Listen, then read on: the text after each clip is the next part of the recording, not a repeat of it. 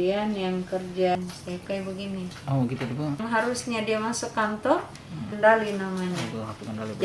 Jadi kalau mereka keluar dari kawasannya itu melalui ini gelang pengendali.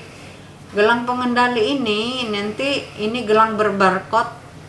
Nanti itu ada aplikasinya itu di HP masing-masing ini. Jadi ketika baru masuk pagi-pagi itu dia harus tempel, dia kan sudah harus pakai begini, pakai ini gelangnya.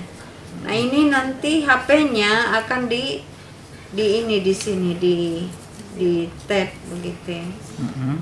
Di pagi-pagi begitu datang jam 8 pagi langsung dikasih begini. Jadi itu terkoneksi. Makanya yang di rumah pun yang kerja dari rumah kalau dia lepas gelangnya itu akan ketahuan.